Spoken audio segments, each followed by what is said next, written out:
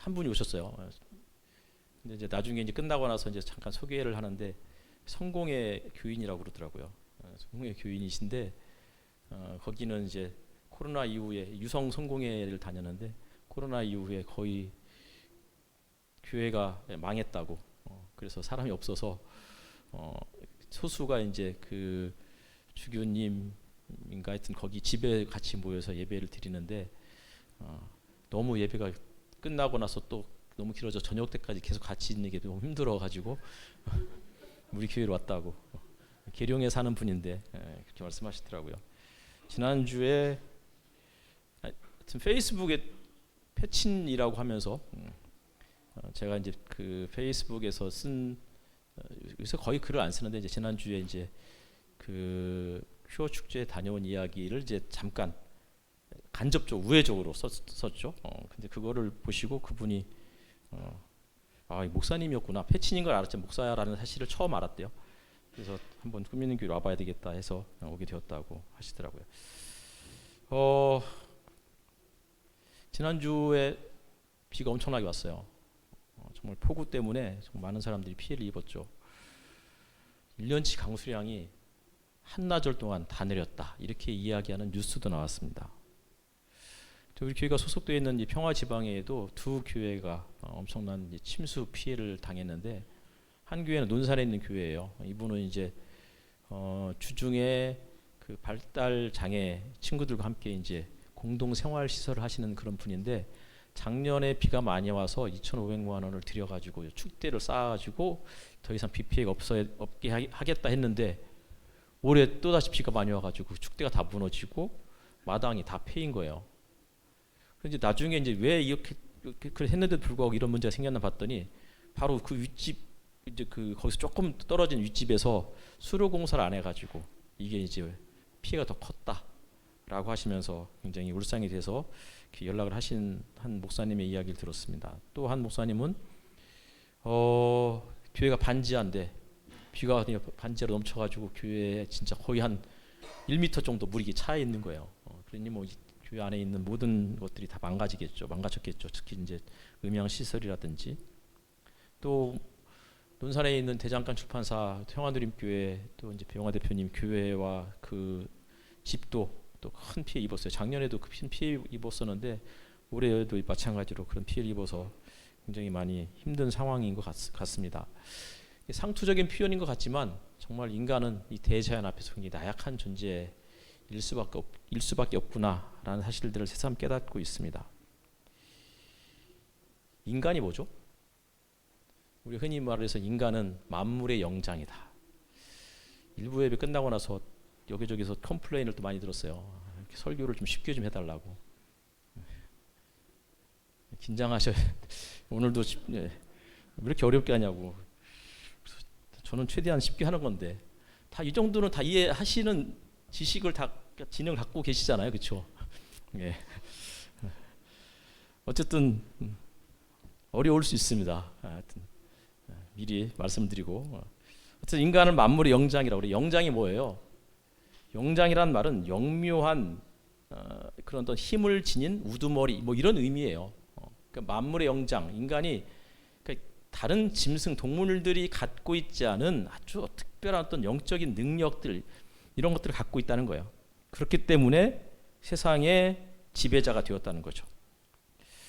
뭐 그렇죠. 지금 보면 어쨌든 인간이 이 지구라는 이 별을 다스리고 있으니까 부정할 수 없는 건 사실인 것 같아요. 근데 정말 이 현생 인류 이 사피엔스가 얼마나 이 지구라는 별에 존속할 수 있을까? 많은 과학자들은 그리 오래 남지 않았다, 길게 남지 않았다. 불과 수십 년 뒤에 인류가 멸종할 수도 있다. 이런 경고를 하고 있어요. 사피엔스라는 말은 지혜롭다라는 뜻이에요. 어렵지 않죠? 예. 이성 목사님 별로 안 어렵대요. 자꾸 저한테 일부 가지고서 어렵다고 그래가지고. 어쨌든 사피엔스라는 말이 지혜롭다는 뜻이에요. 지혜롭다는 말은 생각할 줄 안다는 거예요. 생각할 줄 알고 상상할 수 있는 능력을 갖추었기 때문에 인류의 이 지구별의 지배종이 될 수 있었다. 이렇게 이야기해요. 맞습니다. 그 인간 이 사피엔스가 기본적으로 지혜를 갖추고 상상력을 갖추었기 때문에 사실은 외적으로는 약한 인간이 함께 연대하고 한 번도 가보지 못했던 미지의 땅을 탐험하고 개척할 수 있는 이런 힘을 지닌 것은 맞아요. 근데 과연 이것이 지금도 유효한 말인가 생각해 보면 오히려 이것 때문에 지금 망하고 있는 거 아닐까라고 저는 생각해 보게 되었어요. 성경에 보면은 지혜는 여호와를 경외하는 것이다라고 되어 있죠. 여호와를 경외하는 것이 지혜의 근본이래요. 근데 여호와를 경외하는 게 무슨 뜻이에요? 하나님을 경외하는 것. 하나님을 두려워하는 게 무슨 뜻이죠? 이거는 인간이 유한하다는 것을 인식하는 거예요. 나보다 인간이란 존재보다 더 뛰어난 하나님이라는 분이 계시고 우리는 그분의 뜻에 합당하게 이 지구별을 관리하고 다스릴 수 있는 이러한 삶을 살아가야만 생존이 가능하다. 이 사실을 터득하는 거예요. 성경은 이 사실을 우리에게 이미 수천 년 전에 이야기해주고 있는 거죠. 그러니까 자신의 한계를 인정한 인간은 따라서 겸손할 수밖에 없어요. 그러니까 인간이 갖고 있는 사피엔스가 갖고 있는 능력, 지혜와 상상력인데 이 상상이라는 것은 나보다 더 뛰어난 존재가 계시다라는 것을 상상하는 거예요. 눈에 보이지 않지만.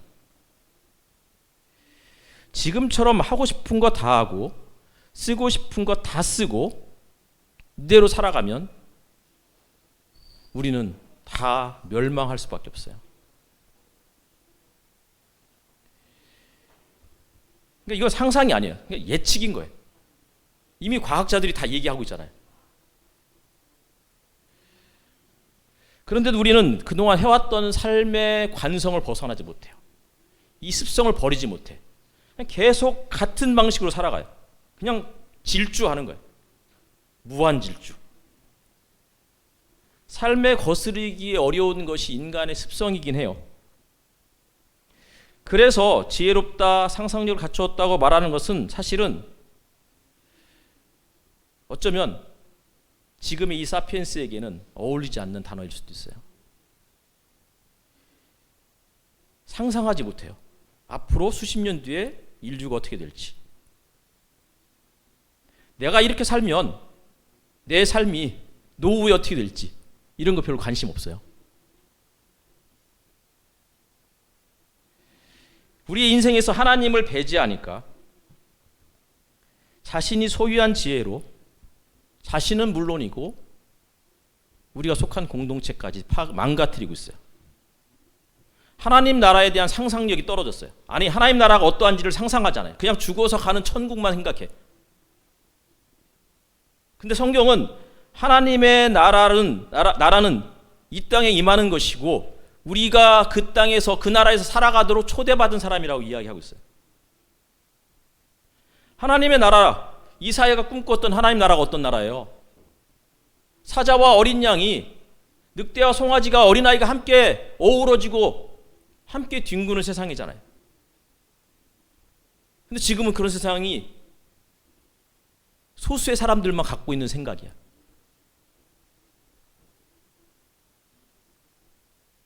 삼 절 읽어볼까요?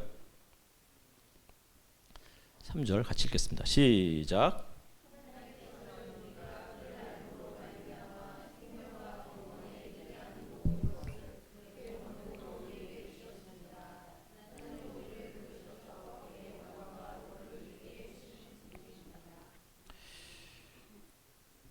하나님께서 우리에게 그분을 알므로써 그분을 배워감으로써 그분에 대한 지식을 통해서 생명과 경건에 이르게 한대요. 근데 그것을 그분의 권능으로 우리에게 주셨다는 거예요. 저는 지난 주일날 그를 알므로 말미암아 이 구에 초점을 맞춰서 설교를 했어요. 그러니까 안다는 것과 믿음은 긴밀한 상관성을 띠고 있다. 이렇게 말씀드렸죠. 믿음이라는 게 뭐냐? 믿음이라는 것은 기본적으로 타인과 자신을 불쌍히 여기는 마음이라고 했어요. 남을 배려하는 마음. 그러니까 백부장이 자기의 종을 불쌍히 여기는 그 모습을 보시고 예수님이 그의 믿음이 이스라엘에서 이러한 믿음을 찾아보지 못했다. 이렇게 말씀하셨고, 이웃들이 중풍병자를 불쌍히 여기는 마음을 예수님은 그들의 믿음을 보시고 그 중풍병자를 고쳐주셨다고 하고 있어요. 로마서 14장에는 바울은 믿음이라는 것은 결국은 타인을 배려하는 것이다, 이렇게 이야기했죠. 복음서 혹은 사도행전에서는 심지어 자기 자신의 처지를 불쌍히 여기는 마음도 믿음과 연결시키고 있어요. 예수님이 자기 마을을 지나가시자 주여 나를 불쌍히 여기소서 이렇게 이야기를 했고, 그러자 내 믿음이 너를 구원했다. 나을 줄 믿는다 이게 아니고 나를 불쌍히 여기는 마음이 어쩌면 우리가 놓치고 있었던 믿음의 다른 측면이 아니었을까 생각해 보자는 거예요. 근데 저는 오늘 이제 그건 지난주 했다면 오늘은 좀 다른 그 부분에 초점을 맞춰서 말씀을 드리려고 하는데요. 하나님을 알므로 말미암아, 다시 말하면 하나님에 대한 지식, 하나님을 배움으로써 얻게 되는 것이 뭐라고요? 생명과 경건에 이르는 길이다 이야기했어요. 지난주에도 잠깐 말씀드렸어요. 생명이 뭐예요? 생명은 태어나는 거예요.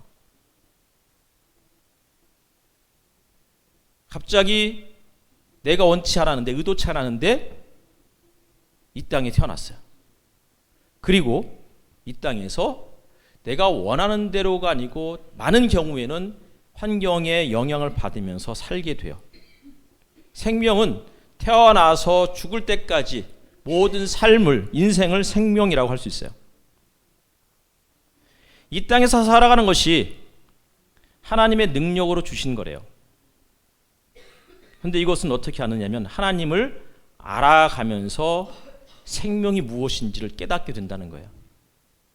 그냥 하나님을 몰라도 살아갈 수 있어요.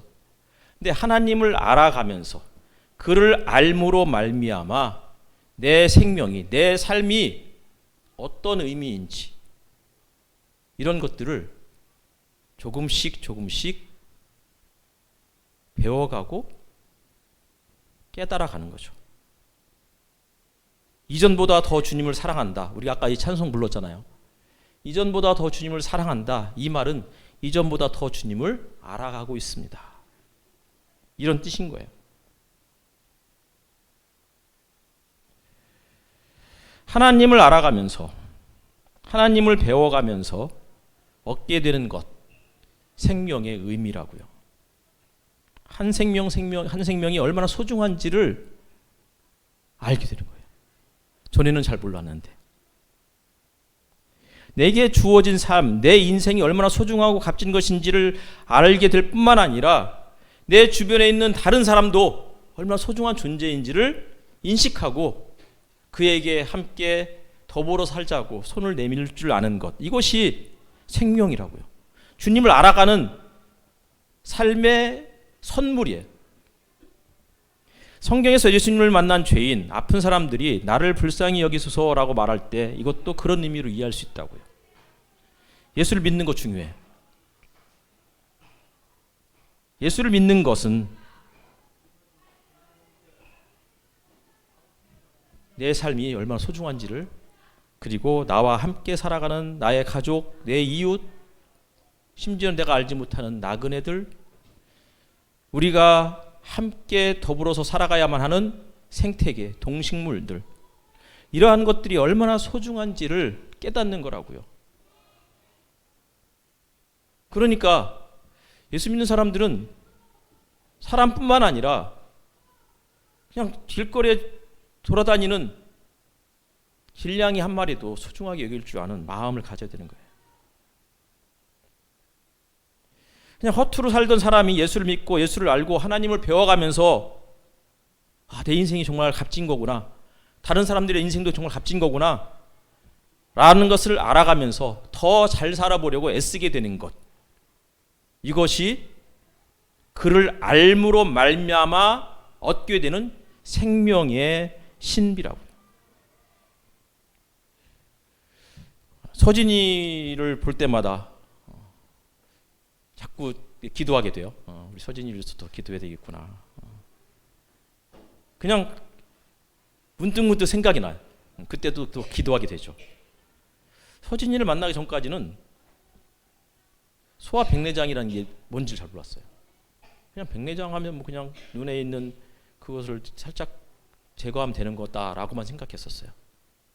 근데 알면서, 서진이를 만나면서부터 조금씩 그것이 어떤 것인지, 그래서 더 기도하게 돼요.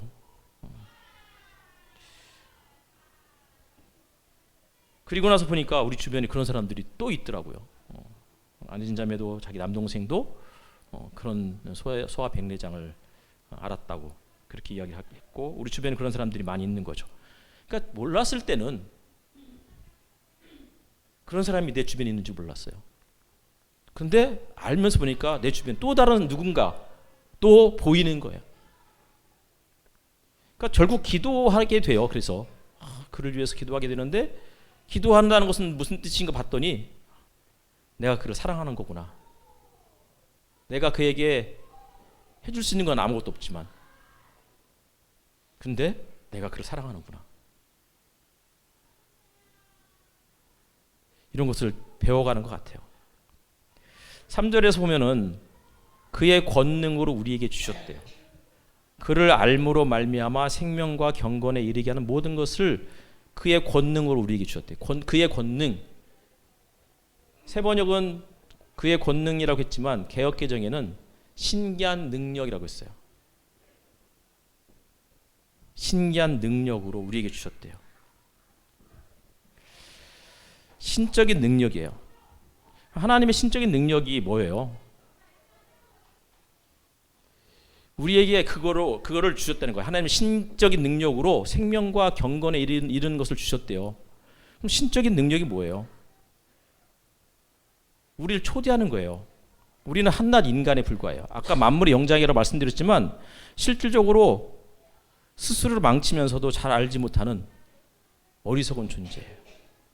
세상의 어떤 피조물도 인간처럼 이렇게 어리석게 온 인류 전체를, 생태계 전체를 망가뜨리는 존재는 없어요. 지금처럼 살아가면 소망이 없다는 걸 알면서도 그냥 살아요. 그러니까 이거는 자신을 불쌍히 여기는 마음이 아니에요. 4절에 있는 말씀처럼 세상의 정욕 때문에 함께 부패해 가는 거예요. 자기 욕망에 이끌려서 같이 망해가는 거예요.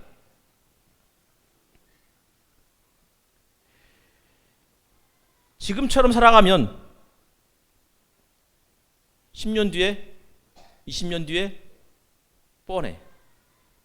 더 힘들어져요. 그런 얘기를 진짜 많이 들었어요. 어렸을 때부터 너 그렇게 하면 어떻게 살려고 그러냐고 늘 부모님에게 들었던 잔소리였잖아요. 그래서 때로는 정신 차리고 공부를 했고, 정신 차리고 또 게임을 그만두기도 했고 그랬었잖아요. 근데 나이 먹어서는 안 돼. 이거는요, 자기를 불쌍히 여기는 마음이 아니에요. 그냥 자기 연민에 푹 빠져 사는 거예요. 나는 어쩔 수 없어. 복음서에서 한 소경이 예수님께서 자기 마을을 지나가는 것을 보고서 어떻게 했어요? 더욱 큰 소리를 질러서 나를 불쌍히 여겨달라고 이렇게 외쳤어요. 혈루증을 앓던 여인이 부정하다고 손가락질하고 다른 사람들과 접촉하지 말라고 격리된 공간에서 살아가라고 하는 그 여인이 예수님이 자기 마을에 오셨다는 이야기를 듣고 용기를 내어서 집을 나섰어요. 그리고 용기를 내어서 흔히 정상인이라고 하는 사람들을 손으로 밀치고 헤집고 들어가서 예수님의 옷자락을 만졌어요. 예수님의 옷자락에 손을 대자 혈루증이 멈췄죠. 그때 예수님이 하셨던 말씀이 뭐예요? 딸아, 내 믿음이 너를 구원하였다.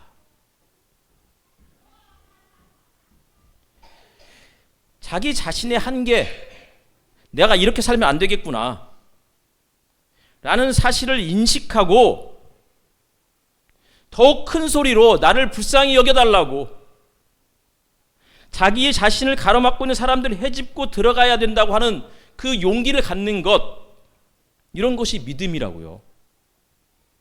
이런 믿음이 있어야 사는 거예요.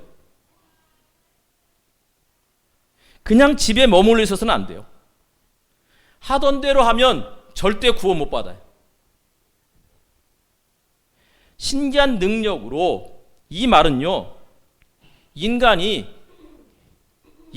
되는, 제대로 된 인간의 길을 보여주는 거예요. 다시 말하면 사절에 있는 말씀처럼 자기의 정욕 때문에, 세상의 정욕 때문에 부패하는 사람이 되는 게 아니고 하나님의 신기한 능력에 참여하는 거라고. 하나님의 능력, 신기한 능력에 참여하는 게 뭐예요? 그 말을 달리 표현해서 하나님의 성품에 참여하는 사람이 되는 거라고 했어요.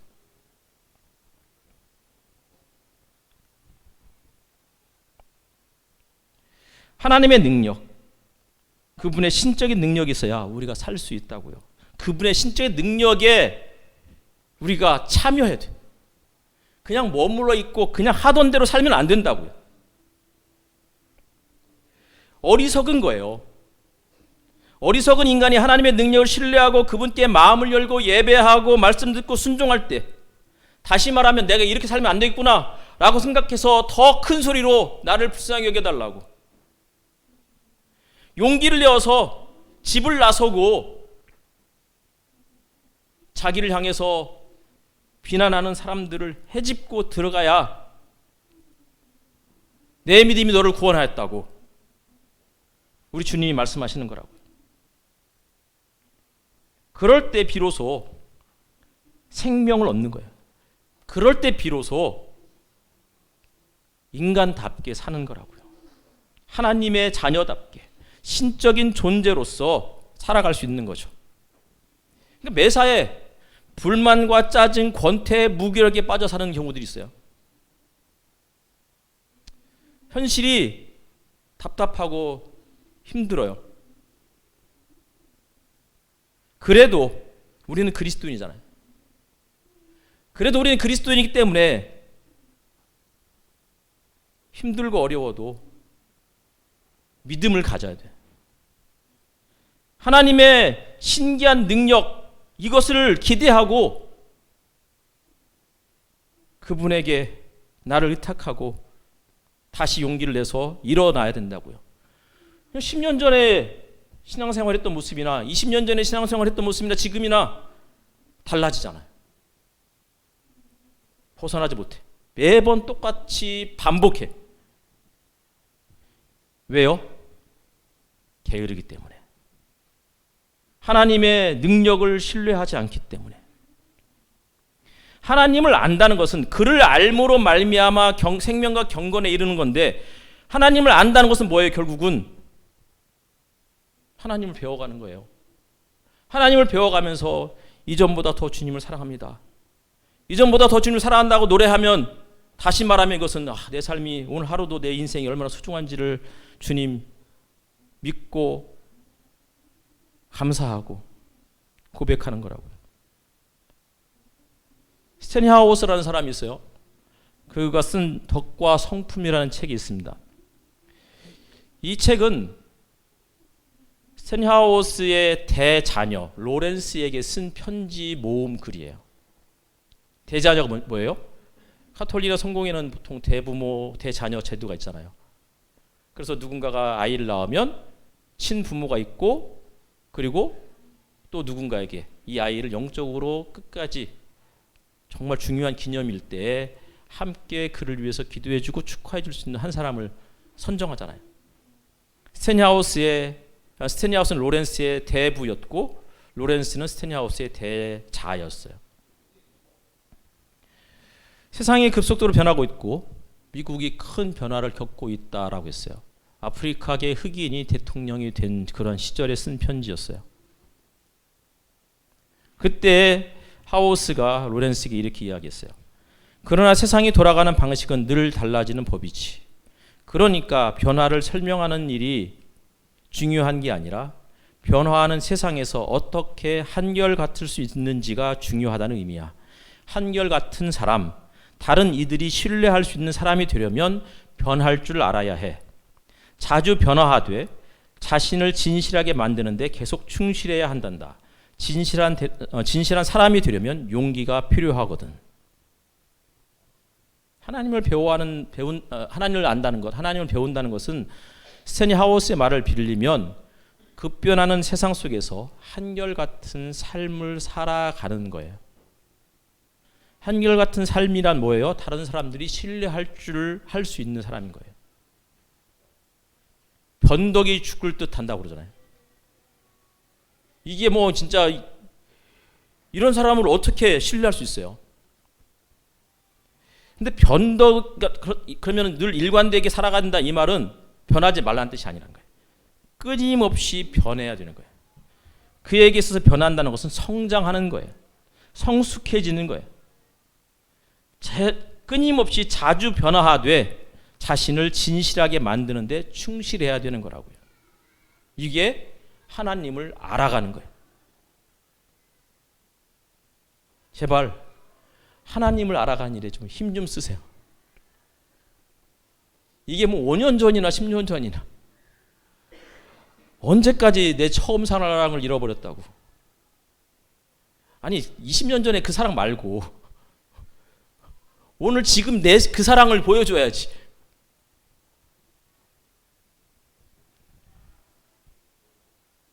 하나님의 신기한 능력을 소유한 생명을 누리기 위해서는 하나님을 잘 알아야 되는 거예요.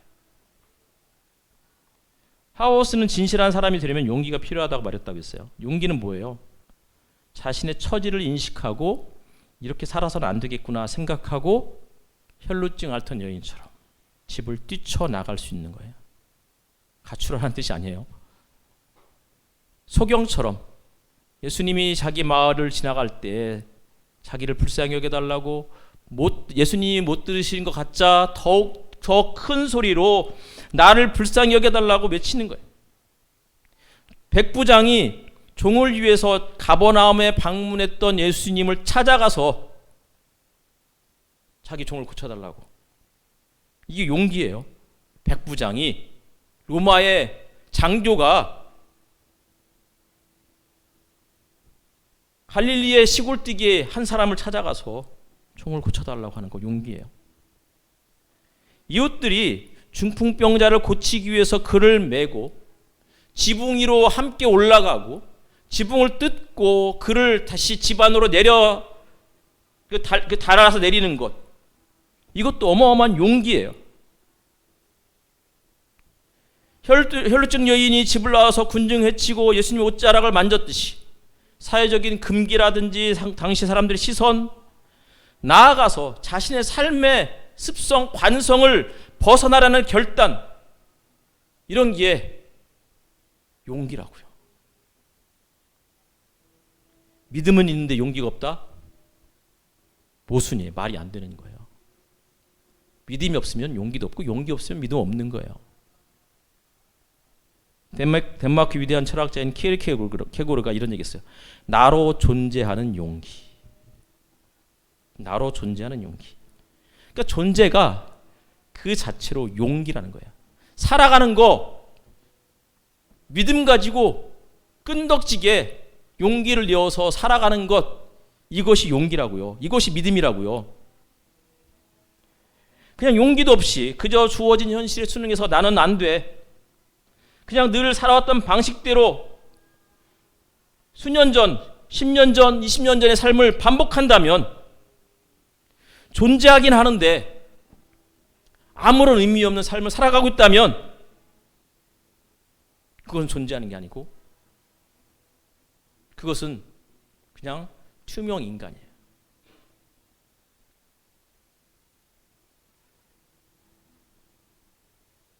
존재는 용기를 내야 빛을 발할 수 있어요. 나 여기 있다고, 나를 불쌍히 여겨달라고, 내 종을 고쳐달라고.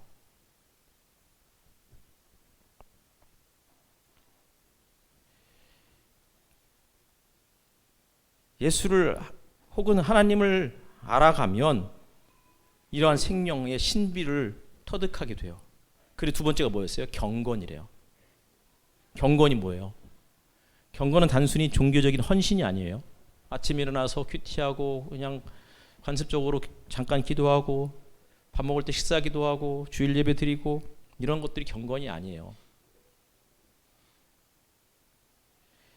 베드로후서가 쓰여졌을 당시는 헬라 문화와 로마 제국이 지배했던 곳이었어요.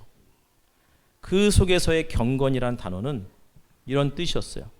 마땅히 공경과 충성을 바칠 존재, 즉 신들, 부모, 친척, 조상, 사회제도, 동료, 시민들에게 그 공경과 충성을 보이는 것, 이것을 경건이라고 했어요. 저 사람 참 경건해, 이 말은 저 사람 참 종교적이야, 이런 뜻이 아니고 자기가 속한 공동체의 한 사람 한 사람을 소중히 여기고 그에게 충성을 하는 거예요. 신실한 삶을 살아가는 거라고요. 그래서 로마인들이 가장 높이 평가하는 것은 완강한 결단 및 의무에 대한 굽히지 않는 헌신라면서 그것이 경건이다 이렇게 번역을 했어요. 그러니까 참으로 경건한 사람은 자신의 의무를 다하는 그러한 삶을 살아가는 거예요. 그러니까 하나님께만 보이는 충성이 경건이 아니고 나와 더불어 살아가는 내 주변의 사람들에게 보여주는 신실한 모습인 거죠. 하나님과 하나님께서 창조하신 세상에 대한 충성이 경건이라고요. 그러니 이것을 이 경건이라는 단어를 다른 말로 의무라고 번역하기도 해요. 사회적인 책임, 공동체적 책임. 홀로 기도하는 것도 경건이지만 그것만으로는 안 된다는 거예요. 주변 사람들을 돌아보는 것까지 감당해야 돼요. 하나님은 우리를 부르셔서 그의 영광과 덕을 누리게 해주신 분입니다 라고 했어요. 3절 하반절에 하나님이 우리를 부르셨대요. 하나님의 부르심을 받았어요? 왜 부르셨죠? 우리를 구원하기 위해서. 그렇죠. 그럼 뭐로부터 구원하려고 했던 거죠? 어디로부터? 무엇으로부터? 이 세상으로부터. 이 세상이 뭐래요? 4절에 보니까 세상에서 정욕 때문에 라고 했어요. 욕정, 욕망 때문에, 탐욕 때문에 살아가는 이 세상으로부터 나를 구원해 내신 거예요. 그러한 삶이 진정한 생명이고 그것이야말로 진정한 사회적 책무를 다하는 삶이래요.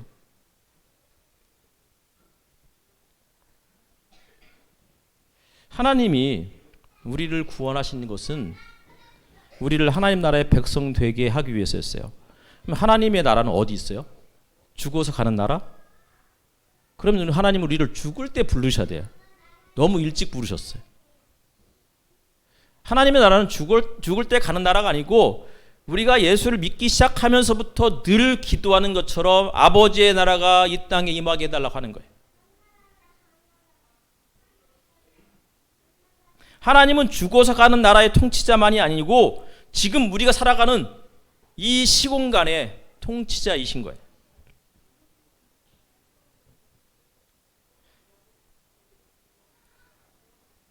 하나님께서 우리를 부르셔서 하신 일이 뭐예요? 영광과 덕을 누리게 해주셨대요. 영광이 뭐예요? 이 영광이라는 단어는 하나님께만 사용할 수 있는 단어였어요. 하나님의 영광.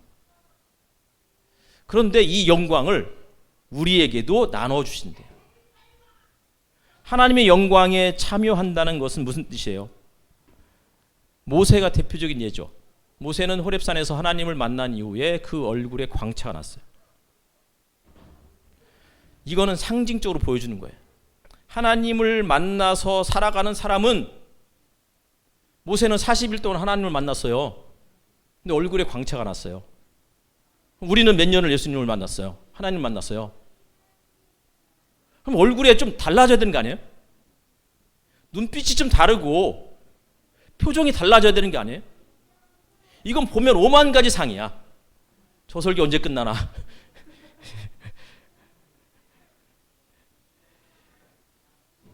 그분을 만나면 세상을 바라보는 시선이 달라져야 되는 거예요. 말투, 얼굴 표정, 이런 것들이 부드러워지고 온화해지고 사람들이 볼 때마다 저 사람은 예수 믿는 사람일 거야 라고 생각할 수 있을 정도로 달라져야 된다고. 근데 기가 막힌 것은 동물도 인간의 표정을 기가 막히게 잘 읽는데요.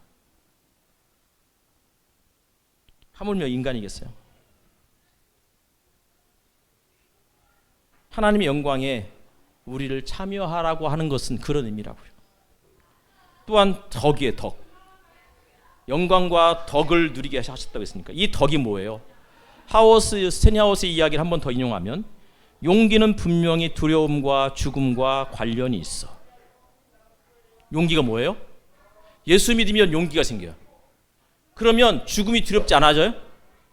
아니에요.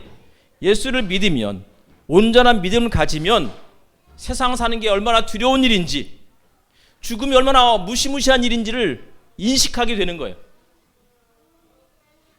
그런데 예수를 믿기 때문에 죽음이 내 앞에 펼쳐지더라도 그 앞에서 비굴해지지 않고 나의 존엄함을 유지하려는 태도인 거예요. 아리스토텔레스는 용기 혹은 덕을 군인의 모습을, 그러니까 죽음 앞에 선 전장에서 죽음 앞에 선 군인의 용기를 덕이라고 얘기했대요. 토마스 아퀴나스는 이것을 바꿔서 군인이 아니고 순교자로 바꿨어요. 순교자는 타인을 죽이고 내가 승리를 거둔다라는 그런 용기가 아니고 죽음 앞에서 주님, 내 이 죽음을 맞이할 수 있는 힘을 주십시오, 견디게 해주십시오 라고 말하는 이것이 용기다라고 얘기가 있어요. 다시 말하면 용기는 고난 중에 견디는 태도예요. 예수 믿고 기도했더니 내 병이 다 나았습니다. 그런 경우도 있어요. 간혹 있어요. 하지만 거의 대부분은 그런 일들이 일어나지 않아요. 하지만 여전히 왜 기도해요? 내가 이 앞에서도 끝까지 그리스도인으로서 믿음을 지켜가며 살겠습니다. 이게 기도의 이유이고 이것이 용기인 거예요. 이것이 덕이라고요. 그리고 나서 4절에 그는 이 영광과 덕으로 귀중하고 아주 위대한 약속들을 우리에게 주셨다는 거예요. 그분의 영광과 덕으로 우리에게 약속까지 주셨어요. 하나님의 성품에 참여하는 게 뭐예요? 결국은 믿음을 갖는 거였어요. 하나님의 성품에 참여하는 게 무엇이었어요? 결국은 나와 우리 주변에 있는 사람들을 불쌍히 여기는 마음이에요. 하나님의 성품에 참여하는 게 뭐예요? 고난 앞에서도 믿음 잃지 않고 지금의 이 답답한 현실을 벗어나겠다고 하는 용기인 것입니다. 기도하겠습니다.